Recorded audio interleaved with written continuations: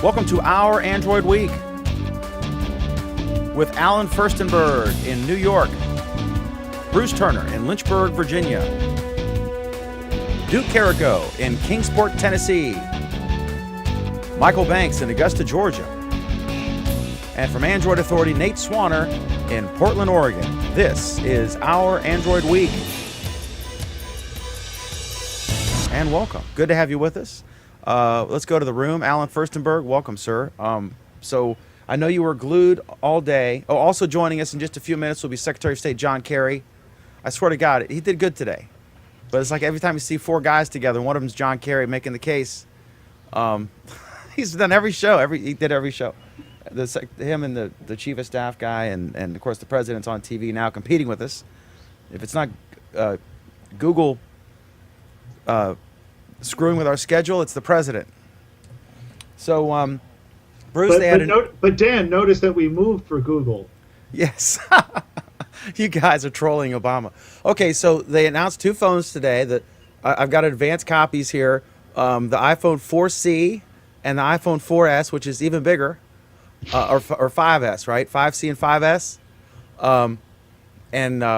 They like me at Apple a lot because I do this show, and I never troll them. And so you notice that it comes cracked.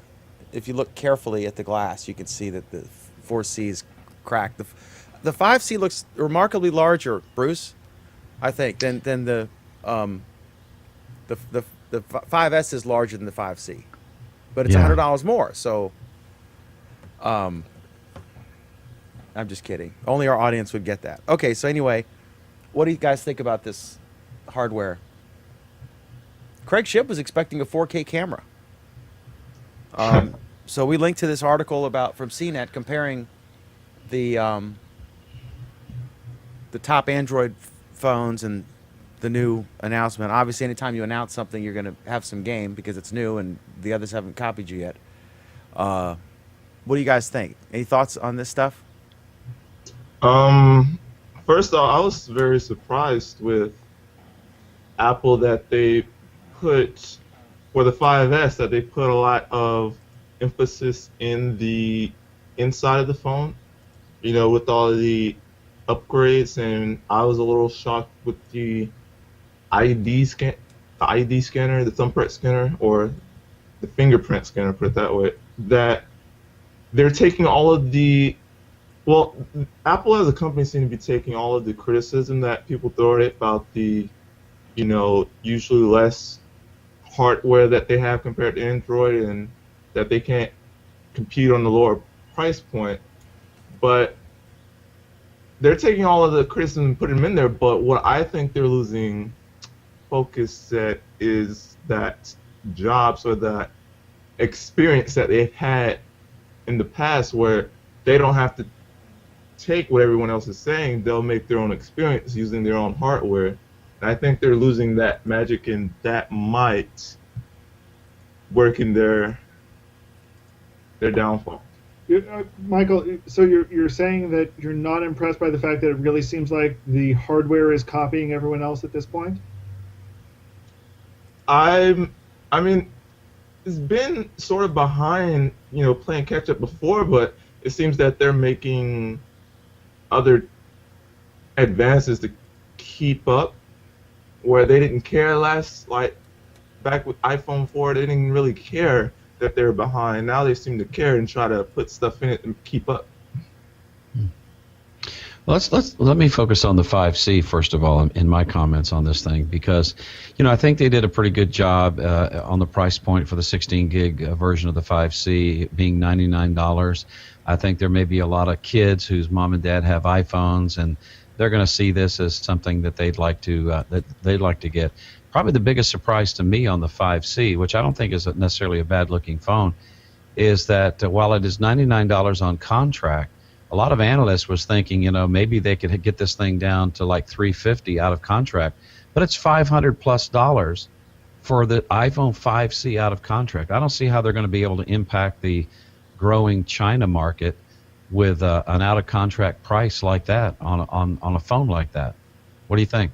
Well, but part of the question there is we don't know what they're about to tell China. I mean, they're going to be doing, remember, they're doing this the presentation again is playing at about 45 minutes in China.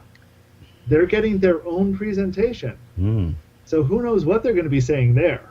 Yeah. Is that normal, Alan? Or is that unusual? No, this is the first time they've done it. In fact, the iPhone market in China is practically zero. Well, this I is think what Mike Elgin had a post about this, about how Apple was going to have a resurgence in market share as a result of a combination of whatever they're doing in Asia, which may be even lower priced, and the 4C. Do you agree with that? I think we'll see. I mean, I think right now the biggest problem that they face in China and elsewhere in Asia, particularly in China though, is that there are a lot of people who have these things called iPhones, which run Android. And if they actually get an Apple iPhone, they may not be happy with the fact that suddenly everything changed. That's hysterical. I mean, really, Apple's market share in China is what, 2%? 5% at the most. They've got nothing there.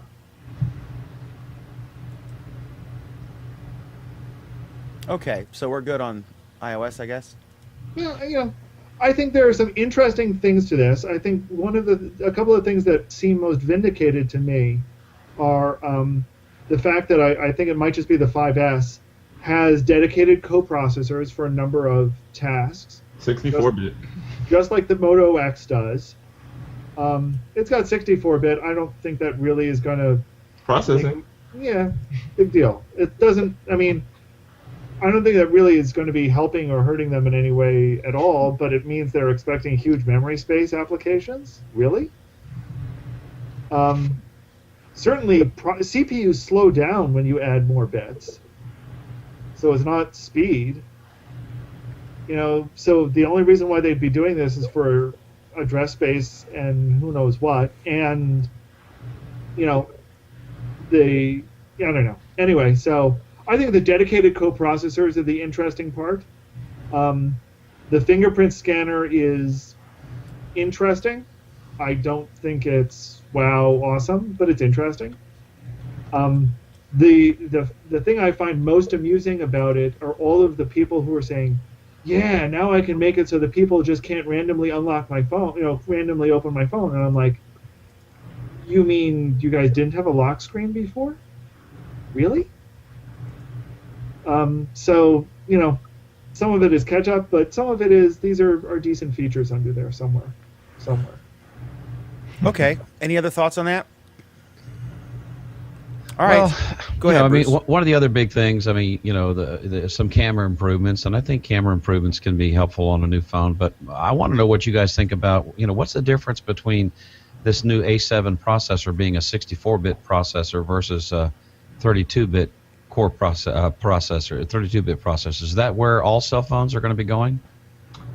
I guess inevitably. Sooner or later? Mm-hmm. I can understand maybe a 64-bit, processor for a tablet where you might, have bigger apps doing bigger things and editing and stuff like that. I'm not sure, if 64-bit is really necessary on the phone form factor. I think as space gets bigger, apps get bigger, and as apps gets bigger, like Hangouts HD on the phone. But you need the 64 bits for memory management. Managing the video. You've got a dedicated coprocessor to manage the video. And the processors will get bigger. Can you explain, Alan, when you say in layman's terms? Because, will stuff, if you have a bunch of things running, it's better, or apps will start quicker? No. The biggest problem I have with my phone is the speed to start something, especially the camera. That will do absolutely nothing. It will so do what is the impact? If you had a nothing. 32 and a 64 bit processor phone, what would the differences? It'll do two things. The first is it means that the processor can address more memory. Now, one side effect of that might be, and this might be interesting, is that instead of having a dedicated memory storage versus RAM, that they just put everything into RAM. That would be interesting if they went that route, because that could speed things up. On the other hand, 64-bit processors or processing instruction for processing instruction are slower than their 32-bit counterparts, because it takes more time to process twice an address that's twice the size. Do you not see apps going 64-bit as well behind the scenes? Making more complicated apps? But they're not more complicated apps. I still have no concept of, if you had the two phones together, what the layman would notice is different. Nothing. Absolutely nothing. So I know with all before the enhancements and everything Apple's put into the phone, they claim it's 2 times faster than the previous 5. Right, but it's got nothing to do with going 64-bit. Yes. I don't know how much faster they get. I mean, you type a key and it puts. I don't the know. le- Every time trust me, you can go faster, because eventually the things slow down, especially on an Android phone. You want me to start ranting? I'll start ranting. Does that okay? The thing the slow speed creep, or slowness creep on Android devices. They said they fixed that with the newest, right? They think. Does that? Yeah, does they've been that saying that for reset? 3 releases now. Does that reset every time you get a new update of the OS? No, I mean, it depends on the cause of it. The general, There are a just lot- like with a Windows computer, it gets slower over time. Right, and the reason why a Windows computer gets slower over time is because you're running more and more crap in the background, because you've got crap that installs itself. On Android, you have much the same problem. Programs that don't need to be services will install themselves as services, and they're always running, and they're always taking up CPU time, and they're always taking up memory, and they're always slowing your machine down. This is a fundamental design flaw in Android. Another reason why I like rooted. People should know if you're. This is totally not. We've really gotten off on tangent here, but Us get off on a tangent? Shocking. right after they, I said let's wait for Obama's speech to finish, and they said no, let's get going, and then they kept talking about something. We were waiting for you, Dan. I kept interrupting you to try to start the show, and you wouldn't let me. No, Anyway, you weren't. You were I'm always muted trying. because See, you we're were- always late because of Alan and Michael talking about He wasn't stuff. even at his desk. All right. So anyway, if you do have a Windows machine, go to Start Run, and it's not an icon for it, but msconfig, msconfig, and look at what apps are starting. Maybe something that you never use anymore. Get rid of that crap. Look at your processes. Hide all non-Microsoft processes. You could probably safely nuke all of them. Just You still won't uncheck be them all. Unless you're on a laptop, you might have special things, power controls and my stuff, and so. But proceed with caution. I'm not, use at your own risk. But you might have a dramatic, especially the boot up speed, very dramatic improvement, very easily. We have this comment from Andrew. Surely apps and games taking advantage of a 64-bit CPU, like the game demoed, will hit the battery life. Only negatively. Yep. What? You don't think it can manage the memory from the game better? No. I mean, Is the battery better on this phone? I no. don't know. No. They said they're expecting roughly the same or slightly better battery life, but most of that is because of the coprocessors, not because of the main processor doing anything better. Because it's not doing anything better. This is relevant depending on your use case. I mean, like if you're like Bruce and he's like in a car or in an office most of the time, it's not a big deal. You can just plug your phone in. I never have an issue with my battery. If you're Well, what Andrew is depends on trying you. to, I mean, trying to explain the 64-bit stuff. What 64 bits means is that 2 types of operations can be done faster and easier. Mathematics with extremely large or extremely precise numbers, and memory management of extremely large memory spaces. That's what a 64-bit CPU is there for. So if you're doing incredibly big mathematical computations, you'll get you'll get better performance. Or if you're addressing massive, and I mean massive, size memory blocks, and I'm not even sure that they're shipping with memory blocks this big. So for You're all of gonna get all of my advantages there. architectural CAD programs on my Note 2, I can Yes, benefit from. maybe. Well, Probably because architectural CAD diagrams do tend to take up a lot of space. Probably A lot of if, memory. if Angry Birds is 5% faster, they'll sell a bunch of these. But Angry Birds won't be 5% faster because Angry Birds itself is probably not doing large math that it needs to. And under those cases, Angry Birds might be slower. Because simple math operations will take slightly more time because it needs to use larger numbers. Here's what we mean. Every number gets here. This is basic computer science. Every number is represented using a certain number of bits. In most, that means under most phone processors these days, that's 32 bits. Under this new CPU, that's going to be 64 bits. So it means that you can have numbers that have twice as many binary digits represented using the new CPU. Previously, if you needed to do that, you needed to do tricks in your program, and those tricks took extra time. Now you don't need to do those tricks. But it means if you're not doing large number math, the calculations will take a little bit, very, very tiny bit longer in the CPU because it needs to deal with a larger number. Now, usually most CPUs make up for that by being faster at the same time, so you don't notice it. Totally lose you yet, Dan? Dude, we're As soon as way you said beyond this, he's gone. we're way beyond the point of losing me on this. Okay, here's what it boils down to. But I'm not. It's okay. Here's what it I boils can deal down with to. that. Here's what it boils down to. If the application needs to do really, really big math or handle really, really big chunks of memory, a 64-bit CPU will be good. Otherwise, it won't make much of a difference and may negatively impact performance. So it's definitely not something you should specifically buy a phone for. No. No. Okay. Especially a cute little iPhone with a little tiny battery. Yeah, quickly before we leave this, because the other really big thing that they made a big fuss of is this fingerprint reader as far as authentication. Are you for that Authenticate. or not, Bruce? I don't know. I'm a guitar player, and I'm left-handed, and I've got too many calluses on my left hand to make it operate. Although I'm sure the calluses are not on the pad of You're the finger. kind of a hippie, basically. I A don't know. Southern I mean, Virginia hippie. You know, is this really that big a deal if they get it right and can use this, their passport thing as a true wallet for purchases and stuff like that? Yeah, that depends if they can get the vendors and different businesses onto it. Mm-hmm. Which right now it hasn't seemed to be the case since it came out. Yeah. I remember the first time I was asked for my fingerprint, that I'll admit to. No, I'm just kidding. Well, of course, my passports have my fingerprints, but I was a little kid, so I don't remember doing that. But was at a bank when I had to cash a check. I think it was from a client who I thought was going to bounce a check. And so I went to their bank to cash it because they had a negative history with us. And they made me put my fingerprint on it. And I didn't like it. I was like, why am I giving my fingerprint to some strange outfit?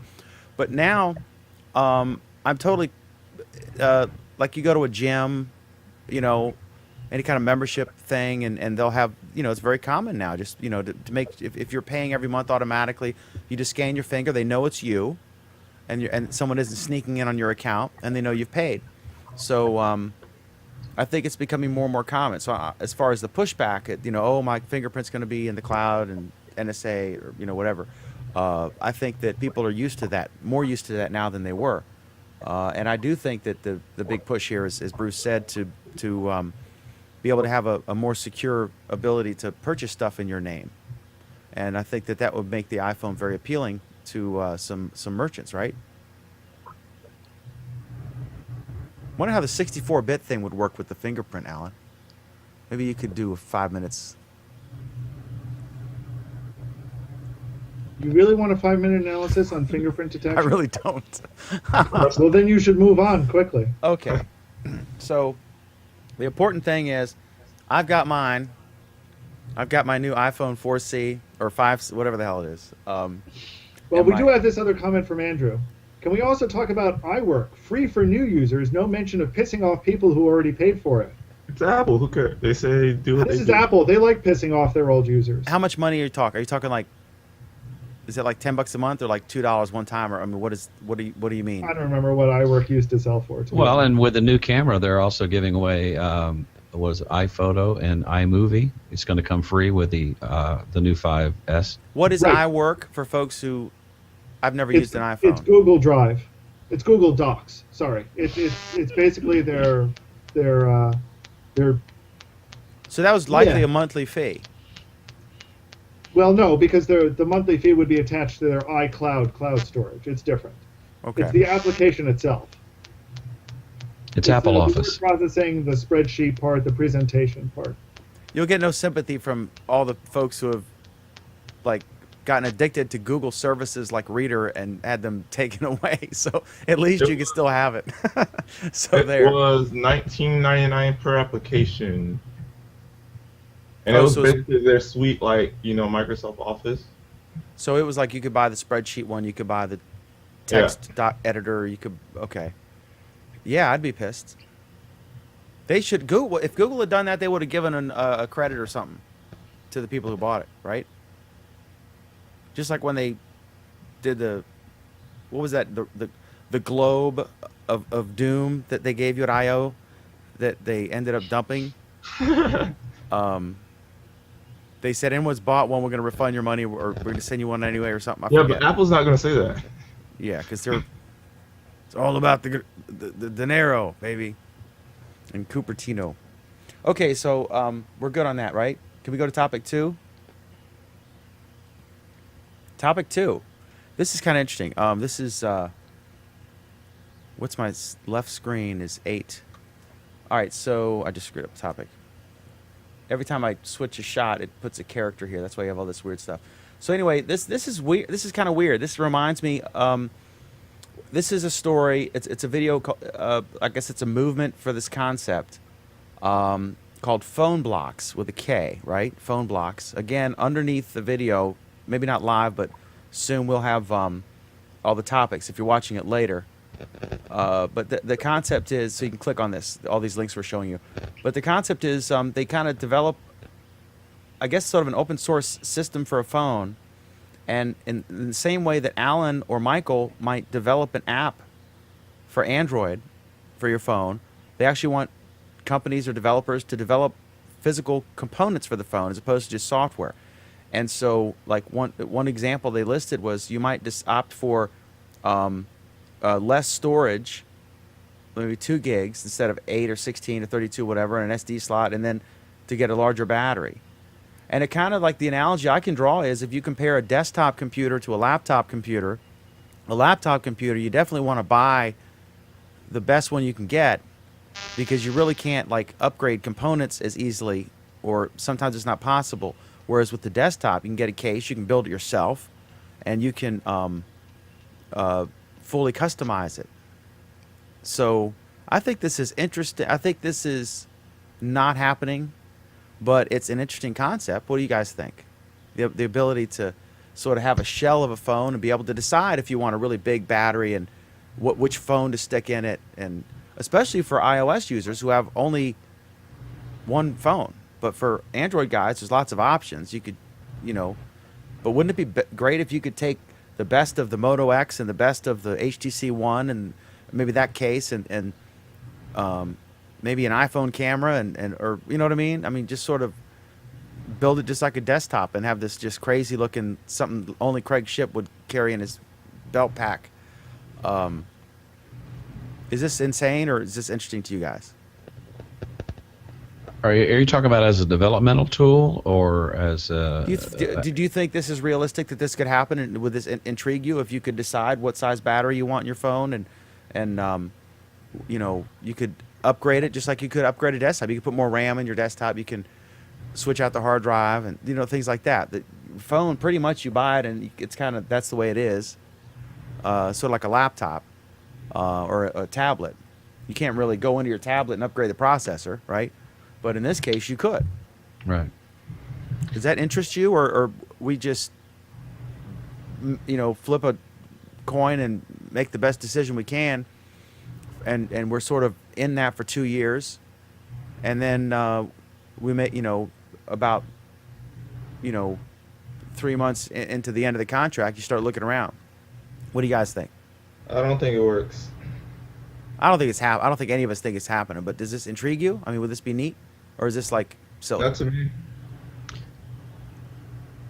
What do you think, Bruce? No, it doesn't interest me. I'm thinking two things here when we're thinking about this story. We did like One 20 is- minutes on 64-bit One is versus Legos. 32. I know we can do 2 you know, minutes. The Lego phone where you could buy a phone kit and you could build it the way you wanted to. And the other is Heath kits. You know, I remember back in the day building, UHF radios and stuff like that. No, this doesn't interest me, but maybe as a developer tool, it could be interesting. Okay. So we're all in agreement. Alan, would you buy this? Who knows? Probably not. Okay. I agree. Okay, so obviously a hot topic there. Okay, so new Kia. Yeah. What the hell was... I tossed this story in here I because saw that. They were trolling the readers, right? Well, it's interesting. A former Nokia CEO has founded a company called Nokia, where he's going to try to create the Nokia Android phone you've always dreamed of. And he claims to, in the article, he said, we already have a team of senior former Nokia executives ready to run the business, and we are confident that we can attract the talent from those people who want to develop a competitive phone on the Android platform. Nokia has always had, great hardware, but I'm wondering, Sony is great for hardware, and they're moving big time into the Android space. I think they've really bitten off quite a project here. I don't know whether they can pull I this swear off to or God, not. Bruce, did you for a second think, is this the Onion? When you read this, I read this and I thought, this is an Onion story. Or Well, they're this is on Android Authority. Yeah, but I put it thought up it there. was like an Onion type store where they were saying Nokia as a, the new, because Nokia was, you know what I mean? Like they were, Right. I don't know. Would you want a Nokia phone? I can't remember the last time I've seen a Nokia phone. I haven't seen one. Well, I've seen the ones in the stores when you go in there. But I look forward to them trying, and I want them to succeed. That way, it'll influence the market, bring another player in, and Yeah. they have awesome hardware. Yeah, competition's good. It's just that market's getting really, really crowded right now, especially with Sony jumping in with both feet. All right, so as much as we're not buying an iPhone, we're definitely not buying a Nokia or the modular phone. So, okay, next up, Jelly Bean. This is just a quick hit story. Jelly Bean. Why is it all my stories are quick hit stories? I put this in. Yeah, but I want to be the one talking about it. Okay, well, This isn't a quick I didn't hit know it was story. okay. This is I'm relevant. sorry. This is the this- begin. I'm gonna go run to 7-Eleven and then the bank and come back and then we'll go to the next. No, I'm kidding.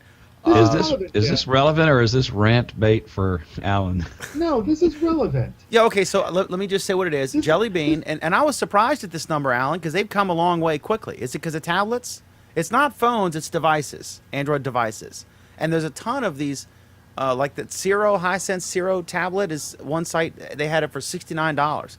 Not No, the it's Pro not. one. You want to know what it is actually phones. Really? It's the fact that let's talk about the story for what it is. Okay, This is the- Android, this is Jelly the- this Bean is the- Android this is is the now on monthly- 45% of Android phones. Go ahead, Alan. This is the monthly statistics report that Google releases every month to say just how fragmented the Android universe is. And for a long time, we've been talking about how bit by bit, Jelly Bean is slowly, way too slowly, been creeping up in the usage statistics. This month, they've taken a fairly decent sized jump. I think it was about 5% that they've gone up, to the point where Jelly Bean now accounts for, what is it, about 45%? Did I read that correctly? So it's not the majority yet, but they have an overwhelming amount of devices that are using Jelly Bean. And I think the reason for this is because Samsung's got most of its devices on Jelly Bean at this point, and HTC has most of its devices on Jelly Bean at this point. And Motorola has most of its devices on Jelly Bean at this point. You'll notice, for example, if you actually look at the breakdown, Jelly Bean 4.1, which was introduced a year and a quarter ago, has 36.6% of the Android market. Okay, that's still most of it. With Jelly Bean 4.2, only having like 8.5%, and no information at all about the most recent release of Jelly Bean 4.3. I'm sorry, the previous release of Jelly Bean 4.3, which has only been out for a couple of weeks. So they've got essentially nobody using 4.3 in the few days that they were sampling with it. But 4.1 is definitely becoming the dominant player here. Ice Cream Sandwich, the previous dominant player, was only 21%, and it's good to finally see it dropping. In fact, it's dropped below Gingerbread at this point. Gingerbread has larger market share than Ice Cream Sandwich, which means that a lot of the phones that started on Ice Cream Sandwich have been upgraded to Jelly Bean 4.1. Question, Alan, has Jelly Bean, because they do like 4.1, I guess ICS was 4.0? Ice Cream Sandwich was the 4.0 series. And then 4.1, 4.2, and now 4.3 are still Jelly Bean. 4.1, 4.2, 4.3, and 4.1, 4.2, 4.3 will be Jelly Bean. And Kit Kat will be going up to 4.4. Kit Kat. Yes. Okay, so it seems like Jelly Bean's been around for a while. 3 iterations, is that common? Or is that No, a it's the little first time longer they've than done usual? It's not totally unusual. Certainly not out of the question. Because Gingerbread certainly was But quite let's a be while. honest. 4.1, 4.2, 4.3 really were all fairly minor incremental improvements. and didn't involve chocolate. And, well, I don't know. Were there any chocolate-covered jelly beans? We've got this question from Andrew, who must be the only person watching tonight because he's the only one commenting.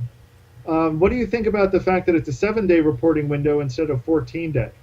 I think it's a good question. Part of me suspects that it's a 7-day window because they wanted to try to capture any of the 4.3 phones that were just rolling out at the time of the reporting window, and the fact that they captured less than 1% of the hits were with 4.3, and therefore not reported, is kind of telling. Yeah, I agree with that. They definitely I mean, would want to emphasize any 4.3 that would have been out there, but Right, I think it was a desperate attempt for them to do so. It could just be that they forgot to turn on the monitoring, or they had some other faults in the collection, which is why it's just 7 days. But my gut feeling is they wanted to try to get 4.3 and try to stack the answers, and their they fingers didn't were get what they crossed, and it was a flaming twerking fail. They didn't get what they wanted, which really goes to show just how insignificant a player Nexus is. It's sad. And I was talking to Craig Shipp about this, Alan. He said that one advantage Apple has is they are proprietary and they manufacture all the iOS phones. And so, and I made the observation. I said, if Google was the only company making Android phones, then the Nexus line would be, quite popular, likely. Maybe not, I don't know, but it certainly would be bigger than it is. But instead, we have, carrier bloatware, et cetera, et cetera. And I recommend, I downloaded this stupid, to troll our viewers, this stupid fake iPhone app on my Note 2, and it keeps popping up with these ads. So I recommend you not turn your Note 2 into an iPhone, because you're going to get spammed like hell. Oh, wait, there's John Kerry making the case in an ad. No, I'm just kidding. Any other thoughts on Jelly Bean adoption rates, Bruce? No. No, I say, I'm all for adoption. I think you should adopt Jelly Bean. Adopt. There's kids out there who need homes. Yeah. Okay, so next is AT&T. They're going. I wish Nate were here for this topic, because he could compare it to T-Mobile. I think he has, or I think he compared something else from AT&T to it. But they have a regional plan that is called. Oh God, what am I doing? What number do I hit? 8. Sorry. Okay, so AT&T's prepaid brand.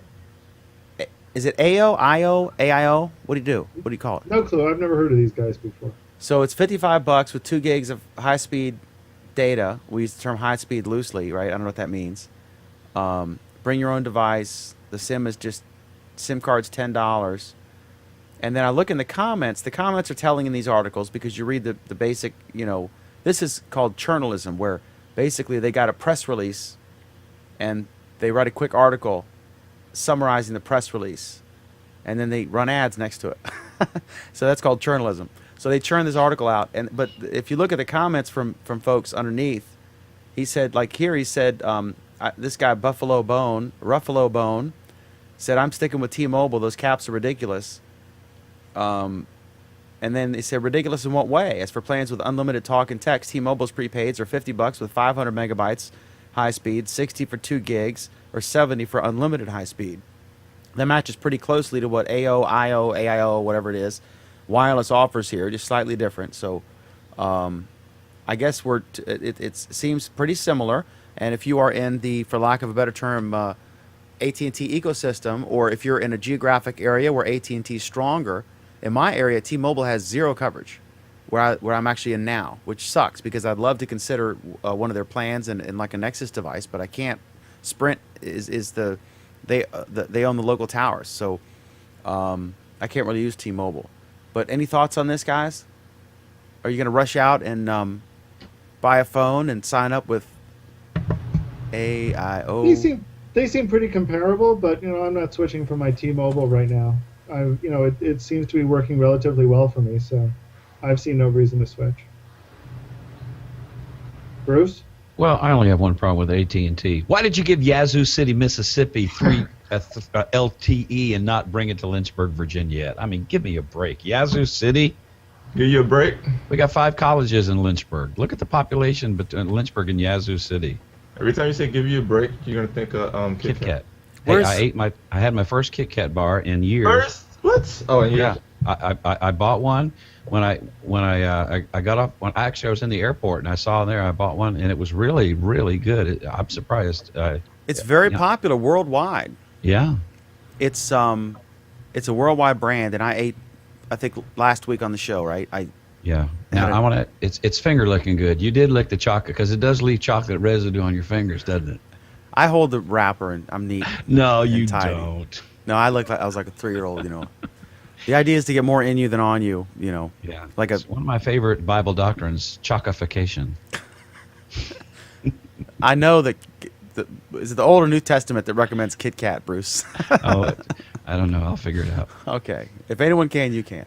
Mm-hmm. All right. So next up, the Galaxy Note 3 is really there's 2 cool things, and I think the standout feature is not actually what I'm addressing here, but this story is that the Galaxy Note 3 is the first phone to feature the new micro USB 3 port.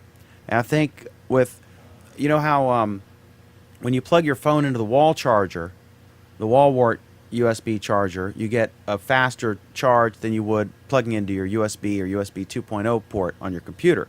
That's because the bandwidth on a USB on your computer is about 600 something milliamps per hour, whereas the bandwidth from an AC charger is about 900, equivalent to USB 3.0. Is that correct? I swear I've never heard anybody refer to power bandwidth before. Well, it's the throughput of the data will be faster. In other words, if you're transferring files from your phone, pictures from your phone to your computer, then it would be at 900. Oh, wait, maybe I got the... What an epic fail. I think I'm wrong. Jot it down the time and day. I don't know. Alan, why don't you take over on this topic? It's not that you're wrong so much as you're completely mixing up 2 different concepts. 2 totally, utterly different concepts. I know. I think I screwed up. But Andrew was just commenting like there are 2 things that it offers. The first is that it offers faster charging. Yeah, that's and faster throughput when you're on your Right, and the other thing it offers is faster throughput on your data.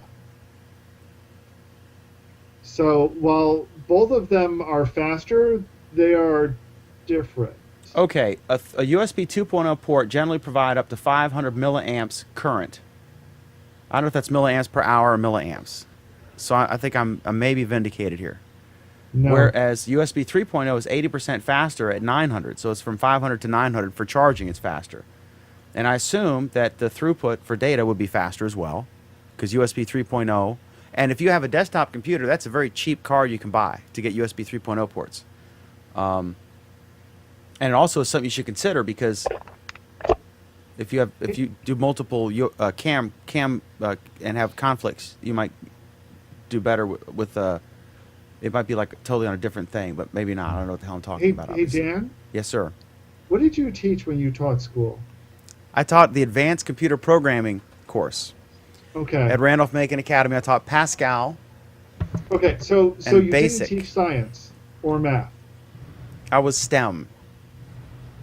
Okay, I'm just asking because you just made a comment that you don't know if it's amps per hour or what.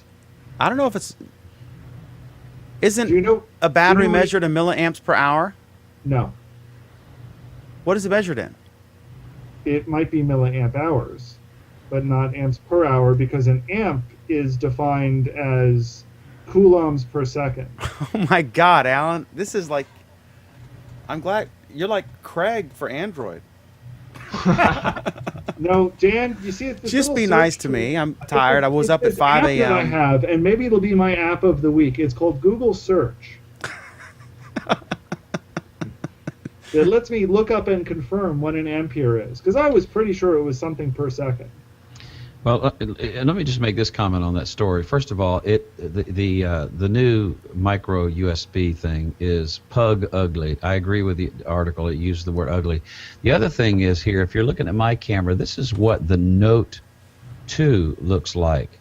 And I'll be honest, I've never seen the end shot of the Note 3, but the Note 2 is far better looking than that end shot of the Note 3 that's posted there.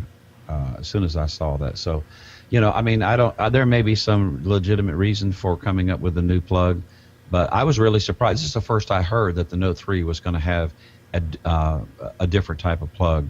So it's gonna mean new chargers and a bunch of other stuff if you're going to get the Note 3. Now the other Just like when thing, Apple Well, the switched to good their news here, the good news though, is a micro USB 3 port is backwards compatible with a micro USB cable. The only thing is you won't be able to get the higher speeds or the faster charging. Mm-hmm. So if you plug in it, you can still plug it into the same old port that we're always used to. You can do it. It'll work. Right. But if you plug it into the new cable, which is still a standard cable, it'll go faster. Mm. So yes, it means upgrading, but not in the same way that certain fruity companies in California mean upgrading. Right. okay, so the other really cool thing that I'm stoked about the Note 3 is it is, I guess, the second. There's, I forget the other phone, Asus maybe or somebody. But the Note 3 has 4K video recording. The camera will record 4K video, which is twice 1920 by 1080. It's twice that. I've never even seen 4K. Have any of you guys seen it? I have not. But every analyst I've seen at the shows and stuff when they're there, like at CES and stuff, they were like giddy schoolgirls looking at it. I mean, they said it's that good. I remember the first time I saw HD compared to SD, it's like, whoa, it really is a big difference. Not just the 16 by 9 versus the 4.3 more squarish thing, but the quality was so much better, and this is double that. So I think Samsung obviously wants to sell, they make 4K televisions, right?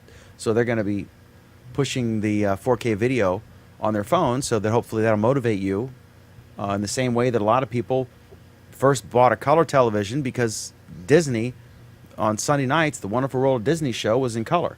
And so once the content has to precede the hardware, well, I mean, the hardware precedes the content, but the content is what motivates the consumers to buy it. So what do you guys think about that? Is this a thing? It's going to be a while before people, I mean, they're still crazy expensive, these 4K televisions. Here's the difference, Dan. Most people can tell the difference between color and black and white. Are you implying that on a 4 or 5 inch screen you won't be able to tell the difference between 1920 and 4K? I'm not implying anything. I'm saying outright, most people will notice very little, if any, difference on a 4K display. Well, I think the milliamps per hour are better. Oh man. Okay, so And just to clarify something, it wasn't Wonderful World of Disney that was in color. what was it? It was Wonderful World of Color. They changed the name of the show to emphasize the fact that they were broadcasting in color. See, if I were as old as Alan, I think you're deliberately fact checking me to troll me. No, that one I actually happen to know. He's got Wikipedia on one screen. He's got Google on the other one. Google Now going the whole time, and anytime, and he's got some error app. I think he's testing a new app, Dan Errors. It's a glass app. So anyway, I mean, although if I wanted to talk about the Wonderful World of Color, it did start airing in 1961, and actually, before Wonderful World of Color, it was called Walt Disney Presents, and it only had that name for a couple of years because before then it was called Disneyland. it's amazing the facts that he just retains in his head from his youth. Okay, so I've been officially trolled by Alan and slapped back into my spot. As well, you should be. Absolutely. Okay, so the Note 3, Bruce. Because Rich has nothing to say because Alan is always right. Yeah, we've had what's our peak concurrent 11? Obama killed us tonight. Oh yeah, sure. Blame Obama. Next subject. All right, next up is last question on that topic, Bruce. I remember before you said you love your Note 2 and you have no plans on upgrading. When your contract comes up, is the USB 3 and the 4K and any other aspect of it enough to make you reconsider that, or you still think meh? Yeah, not even remotely. Okay, you are a one device guy. Like 5 years from now, you'll be like, Yeah, and I've already told some people. I mean, if you're not a Note user and you don't mind chunking down $300 for the Note 3 and some of the other stuff, then fine. But a better budgetary move, like for instance, Amazon Wireless has already dropped the price on the Note 2. It was $164, now it's down to $119. I expect the Note 2 to be able to be purchased for $99 within a week or two. do they go down at all if you're buying them off contract? Like if you want to use it with T-Mobile or something? Right. Yeah, the off-contract price is going down too, not as much. But yeah, the carrier's definitely my wife's iPhone. She's out of contract. She's looking to do something. She loves my Note 2. She loves the screen. From a budgetary standpoint, I mean, it makes more sense, I think, for us to buy a brand new Note 2 for $99 instead of spending 3 times that much for the Note 3. I don't think unless I could justify, hey, honey, I'll get the Note 3 and you can have my Note 2. That's not going to float. So. I disagree with that. I think you should absolutely get the best phone you can because you're going to pay the same monthly rate to subsidize it either way. So to an extra $200 that's going to be spread out over 2 years is nothing. So I wouldn't. I mean, my personal feeling is buy the absolute best phone you could possibly buy that is what you're looking for because you're still paying the same subsidy for it. That $200 is a small portion of that 1, 2, 300 or free, whatever is a small portion of what you're actually going to be paying for that phone over 2 years. Yeah, that difference in price will buy you 2 bottles of insulin too if you don't have health insurance. So it depends on what your budget is this month. It still may be better.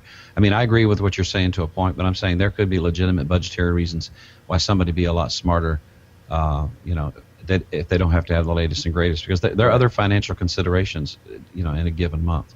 Way to kill the mood. Thank you. Just kidding. All right, so the 2013 version of the beautiful Nexus 7, 32 gigabyte LTE, is available in the Google Play Store, and so that's just sort of a hit on in one way, like just a quick hit story. But the other hand is, what do you guys think? I know, Bruce, you had a tablet and you got rid of it because you found once you got a large phone, and I definitely have used the Nexus 7 much, much less since I got my Note 2 because the screen is so large. There's just, it's only 2 inches less than the Nexus 7, so there aren't that many things I need it for that it's improved upon. But the LTE thing is interesting. I'm not sure. I don't think I would do that because I don't have enough. No, most places where I have downtime are either at home or at this office or my Main Street office, or if I'm at a restaurant. And in most cases, there's Wi-Fi there, or if there's not, I've got my Note 2, which is close enough to a 7-inch tablet, right? What do you guys think? Is there how much of a demand is there for an LTE Nexus 7, and who's the customers who's going to buy that? I mean, what's the use case for that? I'm not sure. Business person. Road warrior. Road Somebody who warrior, maybe whatever want you to put try using this as a kind of quasi phone with Google Voice. Correct, sure. Parents who are handing it to their kids to watch Netflix movies on.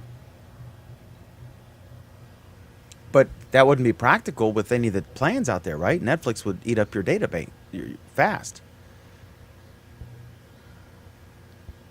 right? You get an unlimited data plan then. You only get a few milliamp hours of data um, with your LTEs, all your LTEs. Dan, can you convert that milliamp hour into furlongs per fortnight, please? I don't know. I think Bruce has apparently been in that hotel for a fortnight. He could help us out there with the Yeah. Android curtains. How many milliamps was it? What was the number? It's 32 GBs. Yeah. You do notice I'm back in the Android room, right? With the Android. Yeah. Oh, yeah. No Yeah. doubt. And your Yeah. apparently everyone else is out and about because your Wi-Fi is much better than usual in that hotel. Oh, I'm Cat 5 in. I've got really nice bandwidth here. I was talking with Mike Phillips. He's in Radisson in Illinois. His bandwidth sucks. Next story. All right. So we're all going to rush out and get, right after we buy the new iPhone and the modular phone, I think it's concept week. It's our concept week. Okay, so this is pretty cool. This is just a fun little story I wanted to put up here. These are the photos. I'll try to hit the right key this time. These are the photos of the Kit Kat statue being created. The one that's actually at Google. And again, we have a link to this, but it looks really tasty. And it's this artist made them. And I swear to God, just like last week, when I first saw that, I thought they were trolling us. First, Sundar said the new because we all expected key lime pie to be the name because they always have a dessert name for each major iteration of Android, and it was rumored, and in fact internally it was key lime pie, and then when he did that, we all thought, oh, this is hysterical, and we checked the calendar to see if it was April, but that's how he did it there, and it's really cool, and gosh, it looks good. I guess there's several of them they made, or maybe it's front and back. I'm not sure, but I still think that was absolutely genius PR. Great for both companies. No money changed hands. And Bruce and I have eaten the first Kit Kats we've had in like 20 years. So anyway, that happened. So there. I put that under hardware category. I wasn't sure which way to go there. All right, so next, there was another story that said Amazon, I posted it in fact, there was a rumor that Amazon was going to come out with a free phone. And it would be subsidized by, all the stuff they sell. And if anybody could come out with a free phone and make money doing so, it would be Amazon. But I was a little suspicious because you got to charge something. You can make it at cost or maybe slightly below cost. But if you just gave out phones, people would be calling up. And they said there was no contract required. It sounded too good to be true. People would be calling up and ordering 50 or 5,000 of them, you know what I mean, and reselling them. So, or whatever, just to have them. So Amazon has come out and said, I think it was a carefully worded statement that they have no plans to introduce a phone this year. And if we do introduce a phone at some point, or if we were to do so, it would not be free. So does that, the way that was worded, sort of like when Google Plus was rumored they thought it was called Circles. They got that wrong, or maybe it was called Circles internally initially for some point, but they denied it. Like, oh, that's crazy. They wanted to get the message out. We're not working on any kind of social network, but the way they worded it was, we are not working on any project called, or any social network called Circles or something like that. So technically they weren't lying, right? But they poo-pooed the story, and then of course they came out with Google Plus. So do you guys think that there's going to be some sort of really cheap, attractive Kindle Fire version of a phone that would be an offshoot of Android and a big moneymaker for Amazon? What do you guys think? Oh, I'm sorry. There was actually a question in there somewhere. Yeah, I'd say why not? I mean, I think they'd be smart to do something. I mean, we know the reason that this has been, bannered about, because it becomes a doorway, a gateway to all their services and products and stuff like that. So, it was an unnamed spokesman that denied the rumor. I agree with the article. Could it be that they are not flatly denying it because they want the element of surprise, and maybe the rumor is too close to being the truth, and so there's some posturing here? I mean, if I were Amazon, I would certainly be considering it. And they said they're not going to release. I forget how they worded it. Yeah, it was worded. It wasn't like, absolutely, this is crazy talk. We're not doing a phone. It was like, we have no plans to release a phone this year. If we were to ever release one, it would not be free. So maybe they're gonna, January 1. Maybe they'll announce in a month that on January 1 they're gonna have a, $5 phone or something. We don't know. Okay, so another winner of a topic there. Okay, so this is I think our final topic, and then we'll go to our apps of the week. This is pretty neat, but definitely not something I would get. Seagate has unveiled a 500 gigabyte hard disk drive for Android tablets. Now, this is what it looks like. It's obviously very, very thin, and it's interesting. So I guess it slides in and plugs it in with it. I don't know how big this is exactly. It's 5 millimeters thick.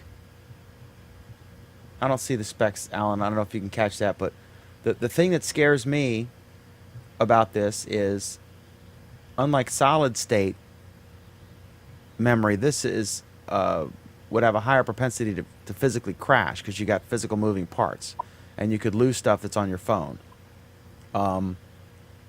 So I've had about 4 or 5 of those external hard disk drives, like the Western Digital, whatever it is, and every single one of them has died, that the clicking sound of death, as they call it. And I just lost all the data. I mean, you could send it to a clean room, and it's like, I don't know, thousands of dollars, and they can get it back. But so I just have them piled up somewhere. And so I wouldn't trust this unless you could have 2 in there and mirror them. What do you guys think? Would you feel safe with a physical hard disk in a portable device like that, with your precious wedding photos or something, if you in full res? For the right application, sure. Well, in a really mobile device such as a tablet is, it's going to be picked up, laid down, picked up, laid down, picked up, laid down. I'm not sure. I think the nature of a tablet and a phone lends itself more to solid state. If I need some more space, I've got the USB to go dongle where I can plug in an external hard drive into my Note 2. So I'm not sure. I'm not sure they can how successful they would be in convincing tablet makers who are trying to always make things thinner to put something like this in there and take up valuable space for battery and other features they might want to add.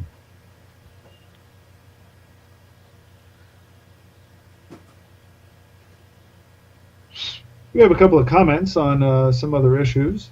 We have this one from Andrew, who points out that in the rest of the world they give away phones for free, so why not in the U.S.? Mm-hmm. He also complains about how he's been trying to get the promotional KitKats in the U.K., but no one has any yet. And he's starting to think that Google might be in charge of distribution. Touche. Very good, Andrew. Very, very, very good. Yeah.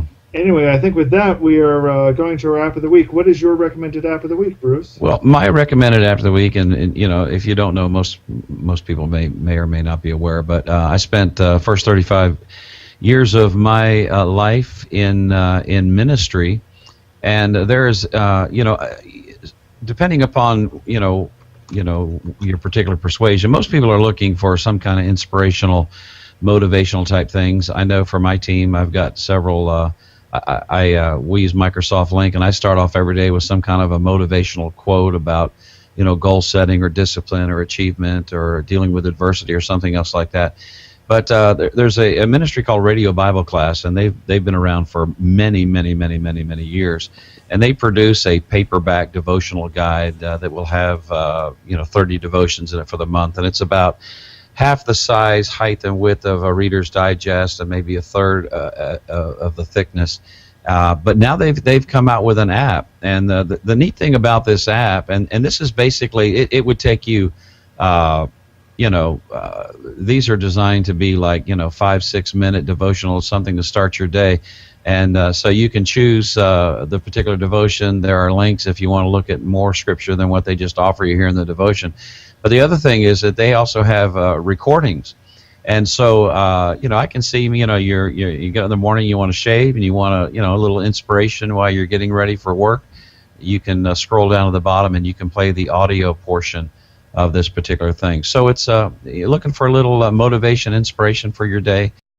The Daily Bread app would be a good choice for you. So that's my app of the week. Isn't that I guess it's a daily reader, right? And I think they actually put out a newspaper column version of it. I've seen it in newspaper. Right. Yeah. I mean, this started years ago with Dr. M.R. DeHaan, who was a very successful surgeon, who ended up starting Radio Bible Class, and his son Richard DeHaan has taken it over, and so it's a really solid ministry.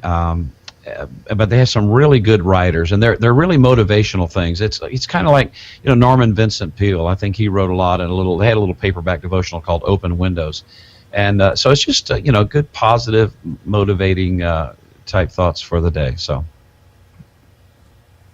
awesome. I recommend it. Yeah. Okay, I guess Alan, do you have one, or do you want me to go? Oh, yeah. Oh, I do. I have to apologize because I have. A, B, D, M. No, I have been totally sucked into this game called Triple Town. I urge everyone to not play this game. I urge you to not play this game because it is so freaking awesome. You will totally lose track of your life. It is a great game. It's in some ways it's a puzzle game. In some ways it is a strategy game, but it's not an action game. There's nothing fast-paced about it. It's all very slow, very methodical. You can think about it, but So it's even worse than like turning someone on to West Wing or something. yeah, far worse. And it's a great game. It's got adorable gameplay. It's cute as the dickens. They've got a quote here which is absolutely true. I had to force myself to quit playing Triple Town in order to write this review, which might give you some idea of just how addicting it is. And it looks more intellectually stimulating than Candy Crush. It is. I've never played Candy Crush. Neither have I. But there's just so much to this game that I love it. It's a sort of game where if you one of the things I find myself realizing is, for some games you need to think 1 or 2 moves ahead. For Tetris, you try to think, 5, 7, kind of hopeful about where things might be going within that many moves. For this one, I'm thinking like 10 moves ahead, and it's not enough. It is an awesome game. Actually, comparing it to Tetris, I think, is the best way I can do. It's completely different, but it requires the same kind of thinking to it. Awesome. Back to you, Dan. I'll check that out. Okay, so on a previous show, Nate had talked about, or actually no, I think at one point he recommended Google Keep, which I had and I used for the first time today, because we do so many of these apps and we hear about them all the time, and you download them, you play with them a little bit, and then sometimes you forget about them and you rediscover them, and I was looking for some kind of reminder app, and so then I saw that this Simple Note for Android, which is a very popular iPhone app, is now available on the Android platform. So it's basically just that. And the way they describe it, the note-taking and syncing app, beloved of productivity addicts everywhere, is finally launched on Android. So I will be testing this. I'm not recommending it as such yet. I'm recommending that if you're a Keep user or looking for some kind of note-taking app, that we check this out together. And I'll be comparing this with Keep. I really like Keep. I did a test today. Like I had to remind myself to write up a story about town council that I've been sitting on for a couple days, and so I just, as a test, on Keep, I hit the audio thing, and I said, make sure you write the town council story, and as I dictated that, it was typing those words out automatically and correctly, and then it saved it as a text file, and I had the audio thing, the audio attachment to it, and then I could tell to remind me tomorrow at noon or whatever. So it's really simple and quick. So I like Keep, but I'm definitely going to try Simple Note just to see what all the fuss is about and compare the two, and maybe I'll do an update down the road and see what comes of it. And I can't tell if Michael's left us, so I guess that's my recommended app of the week. Now, in the Play Store, there are 3 apps with the name Simple Note, all one word. One of them is by Panta-Ray 3W Design, one is by Automatic Incorporated, and one is by Pulp. Automatic is the one. It's the guys who own WordPress. Okay. They bought the company, so it's their app. So look for the Automatic. Simple Note is one word. Mm-hmm. I'm guessing that because it was on iOS but not on Android, that some other guys, created similar apps, and now they filled the void and brought them in there. So you want the Automatic version. Automatic with 2 T's is the company, the guys who do WordPress. Matt W something, I forget his name. I'm afraid to make any more mistakes because Alan is poised and ready to attack in a very subdued way today. He was hitting me very subdued tonight. Bruce, did you notice that? Yeah, well, in some ways it was milliamps as opposed to milliamps. He was, like if I were an amp, I'd be a mini amp. So anyway, unfortunately, John Kerry couldn't make it tonight, but hopefully he'll be here next week to make his case. And that was a great hangout today. That was really good, regardless of where you... And we'll be talking about it on Friday night's Google Plus Week. Regardless, I don't want to get into the issues, but just as a hangout on air, it was fantastic. It was real fast-paced. They had students offering questions and journalists, and he doesn't... and we'll be talking about it on this Friday's Google Plus Week. So anyway, I recommend you watch that, and then watch Google Plus Week. So we'll be back. I'm going to go out on a limb here, Alan, and say we'll be back Monday at 9 p.m. Eastern Time, 6 Pacific. Dan. But I'm dangling on the Pirates gangplank there because they keep doing these YouTube maintenance. So we'll be Monday or Tuesday, depending on what YouTube does, because they've canceled us twice, and then one time was Labor Day, so we waited. But anyway, also on Friday, Google Plus Week, our flagship program, starring Alan and Bruce and a bunch of other folks, airs, and that is at 8 p.m. Eastern Time, 5 p.m. Pacific on Google. Try again. 8 p.m. Try more like 8:30. 8:30 p.m. Eastern. If we start on time. It's a big if. Well, 8:30 would be important because that's when my layover starts in Charlotte. So and I can join this time on my Chromebook from the Fox Sports Grill. Absolutely, which is even more fun than the coffee shop you joined on your. That's true. And a belated happy birthday to you, Bruce. Thank you. So thanks, folks, for watching. We appreciate it. It's been wonderful having you, and we will see you Monday or Tuesday at 9 Eastern for another wonderful Our Android Week.